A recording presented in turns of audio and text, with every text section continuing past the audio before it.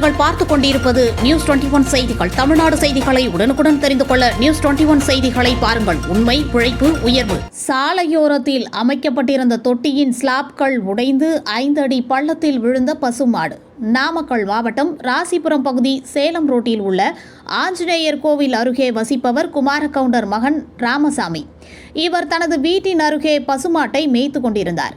அவர் வீட்டின் அருகே கூட்டு குடிநீர் குழாய் வாழ்வு செல்லக்கூடிய தொட்டி சாலையோரத்தில் பராமரிக்கப்படாமல் இருந்தது. அப்பொழுது தொட்டியின் மீதுள்ள சிமெண்ட் ஸ்லாப்கள் மீது பசுமாடு நடந்து சென்ற பொழுது ஸ்லாப்கள் உடைந்து 5 அடி பள்ளத்தில் பசுமாடு விழுந்தது. இதை கண்ட பசுமாட்டின் உரிமையாளர் ராசிபுரம் தீயணைப்பு துறையினருக்கு தகவல் தெரிவித்தார்.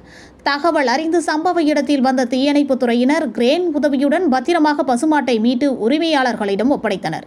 ராசிபுரம் பகுதிகளில் இதுபோன்று பராமரிக்கப்படாமல் பல இடங்கள் காணப்படுவதால் அவற்றை சம்பந்தப்பட்ட அதிகாரிகள் சரி செய்ய வேண்டும் என அப்பகுதி மக்கள் கோரிக்கை வைத்துள்ளனர். நியூஸ் 21 செய்திகளுக்காக ராசிபுரம் செய்தியாளர் ஸ்ரீனிவாசன்.